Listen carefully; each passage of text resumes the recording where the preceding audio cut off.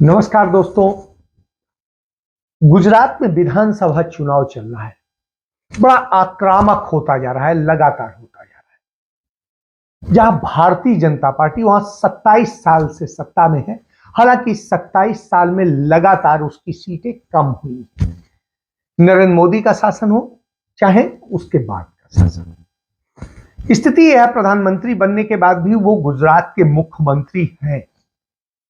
भले ही ऑफिशियल नहीं है, लेकिन वही मुख्यमंत्री है। गुजरात में शिक्षण व्यवस्था में 20 वर्ष में કેટલો મોટો ઉછાળો કર્યો છે, આપણે કેટલો મોટો કૂદકો માર્યો છે। ભાજપ સરકારે જે કામ કર્યું છે એના કારણે ગુજરાતના યુવાઓમાં શિક્ષણ અનેક સારા સારા ઉત્તમ પ્રકારના સંસ્થાન આજે એના ગામ અને ઘરની આસપાસ ઉભા થઈ રહ્યા છે।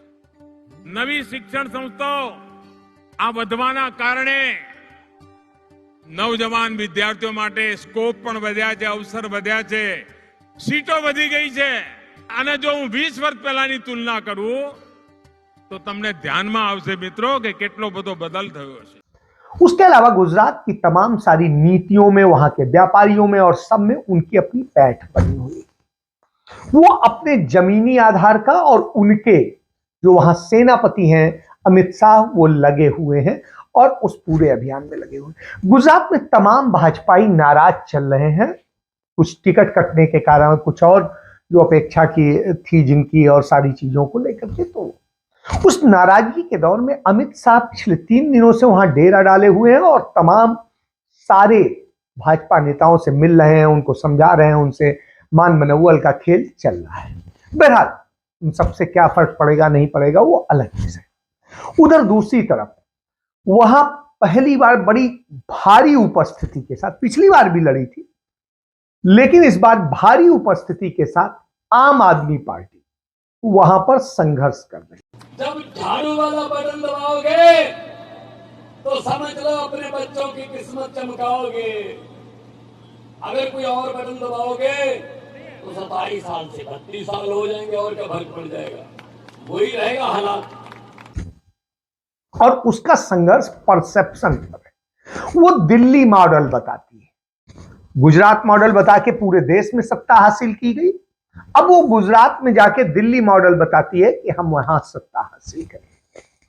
तो जब वो ये दिखाते हैं कि दिल्ली मॉडल, तो पंजाब और सब, तो पंजाब सरकार का पैसा और दिल्ली सरकार का पैसा इस्तेमाल करते हैं वहां के चुनाव, और वहां पर के सारे अखबारों, चैनलों, मीडिया सबको इतना पैसा दे देते हैं।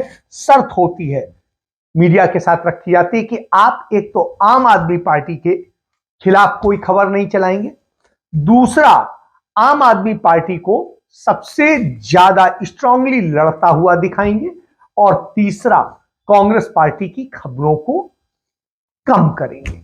यानी कांग्रेस पार्टी जो पैसा देगी हम उससे ज्यादा दे देंगे। हालांकि कांग्रेस पार्टी ने पैसा देने से मना कर दिया। इसके बाद में दूसरी तरफ नरेंद्र मोदी का अपना मैनेजमेंट है और वो मैनेजमेंट पूरी तरीके से छाया हो। तो वहां के विज्ञापनों में आपको सिर्फ इन्हीं दोनों के विज्ञापन मिलेंगे। अब आम आदमी पार्टी ने एक आरोप लगाया कि उनका जो नॉमिनेटेड कैंडिडेट था उससे नॉमिनेशन वापस लेने के लिए भारतीय जनता पार्टी के लोगों ने उसकी किडनैपिंग करी, ये आरोप लगाया। और इसको लेकर के मनीष सिसोदिया समेत तमाम सारे लोग इलेक्शन कमीशन के दफ्तर पे जो है धरने पे बैठे हुए।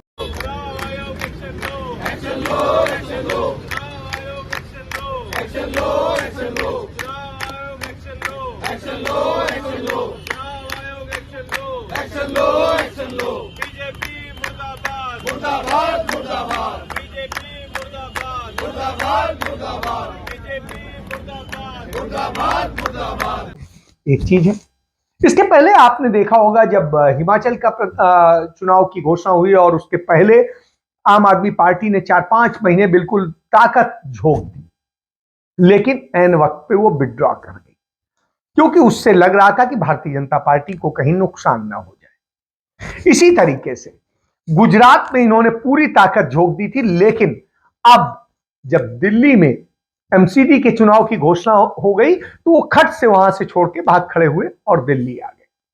तो यह उधर कांग्रेस पार्टी अपनी स्पीड में जैसे वो चलती थी उसी ढंग से चल रही है, लेकिन उसमें नई चीजें ये है कि उसने इस बार स्ट्रेटजी ये अपनाई कि हम किसी भी बड़ी रैलियां और बड़ी उनमें पैसा नहीं खर्च करेंगे, वो हम पैसा अपने छोटे छोटे आयोजनों में खर्च करेंगे।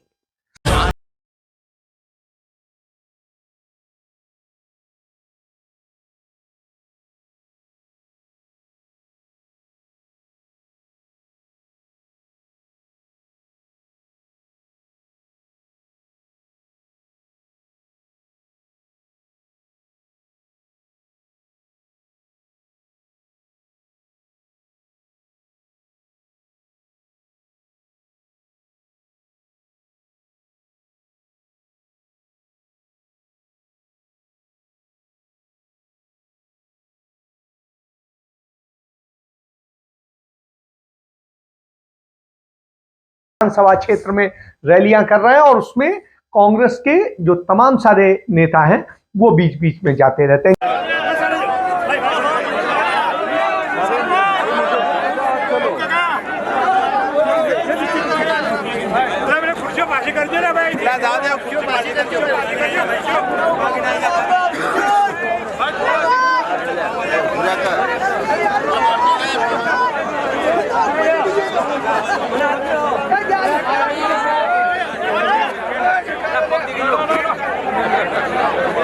जहां अल्पसंख्यकों की जरूरत है वहां पर अल्पसंख्यक मोर्चा के इमरान प्रतापगढ़ी समेत तमाम सारे लोग जाते हैं।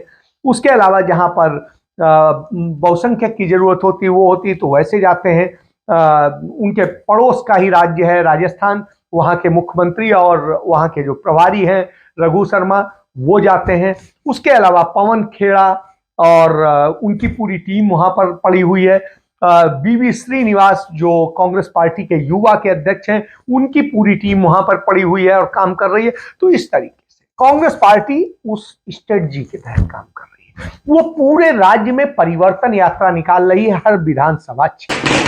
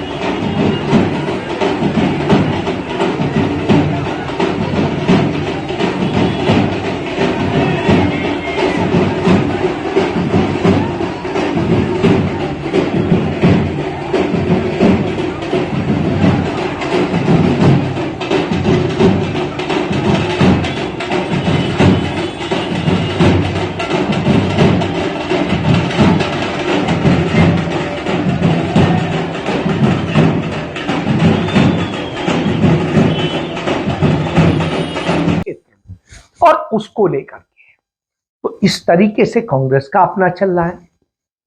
जो तीनों दलों के पूरे कार्यक्रम चल रहे हैं उनमें कांग्रेस पार्टी जमीनी तौर पे इन सब पर हावी दिखाई देती है। बावजूद इसके मीडिया परसेप्शन और दूसरी चीजें जो है आम आदमी पार्टी और भारतीय जनता पार्टी के बीच में सिमट जाती हैं। और उधर ओवैसी आते हैं तो ओवैसी आकर के कहां पर टिक जाते हैं, वो जाते हैं जाकर के अहमदाबाद में भाजपा नेताओं के साथ चर्चा करते हैं कि कैसे कैसे क्या करना है, स्ट्रेटजी क्या है। इत्तेफाक से वो वीडियो लीक हो जाता है और लीक हो जाने से सच सामने आ जाता है कि ओवैसी भारतीय जनता पार्टी की बी टीम है। जो कांग्रेस कहती थी वो इस चुनाव में साबित हो गया। आम आदमी पार्टी बी टीम है, यह भी साबित हो गया। और बहुजन समाज पार्टी उन्हीं के लिए काम करती है, यह भी साबित हो गया। क्योंकि मायावती ने अपने तमाम सारे लोगों को वहां भाजपा के पक्ष में काम करने के लिए भेज दिया। तो यह एक मॉडल है, यही गुजरात मॉडल है और यही नरेंद्र मोदी का मॉडल है। यहां पर कारपोरेट को साथ लेके पैसा लीजिए और उस पैसे से इन छोटे छोटों के मुंह भरिए और उसके बाद में खेल कीजिए। लड़ता हुआ दिखाई दे अपना ही व्यक्ति, क्योंकि लड़ाई असलियत में नहीं हो, उसे छद्म युद्ध कहते हैं, तो उस युद्ध का, तो इस तरह की राजनीति गुजरात में चल रही है, जिसे अय्यारों की राजनीति कहते हैं। यदि आपने चंद्रकांता सीरियल देखा रहा होगा तो उसमें अय्यार देखे रहे हो, वैसे ही अय्यारों की राजनीति चल रही है। तो आप भी देखें कुछ छोटी छोटी सी झलकियां। इसके ऊपर आपने भरोसा किया कि ये हमारी रक्षा करेगा, वो आपको आपस में लड़ाना शुरू कर दिया। आप मुझे बताइए कि जब पेट्रोल 100 रुपए लीटर बिकता है तो इससे हिंदू सुरक्षित होता है कि असुरक्षित होता है? सुरक्षित। जब देश में महंगाई 45 साल में सबसे ज्यादा है, बेरोजगारी सबसे ज्यादा है, जब डॉलर के मुकाबले रुपया अपने सबसे निचले स्तर पे चला गया है, तब हिंदू सुरक्षित होता है कि असुरक्षित होता है? असुरक्षित। ये जो खेल है ना, ये खेल इस देश में पहले भी खेला गया है। मैं कहता हूं कि बस आपको याद करने की जरूरत है। जब देश के किसानों ने यह फैसला लिया कि हम अंग्रेज अफसरों को लगान नहीं देंगे, ये हमारी धरती माता है, इस पे हम मेहनत करते हैं, हम फसल उगाते हैं, ये 3 में की 13 में हम इसको लगान नहीं देंगे, तो अंग्रेजों ने किसानों की उस एकता को तोड़ने के लिए एक साजिश रची। सुअर मस्जिद में फिकवाए गए, गाय मंदिरों में फिकवाया गया, इंसान को आपस में लड़ाया गया। और इंसान जब आपस में लड़ते हैं तो उनके मुद्दे गायब हो जाते हैं, इस बात को याद रखिएगा। और मुद्दा अगर कोई है आज हमारा, तो वो मुद्दा है रोजी रोटी, कपड़ा, मकान, शिक्षा, स्वास्थ्य, सड़क, बिजली, पानी, ये हमारा मुद्दा है। और इस मुद्दे पे अगर आप वोट करना चाहते हैं तो हम आपको भरोसा दिलाना चाहते हैं कि आप जब वोट करेंगे तो सिर्फ एक विधायक नहीं चुनेंगे, आप एक उम्मीद का सितारा चुनेंगे, इस बात को याद रखिएगा।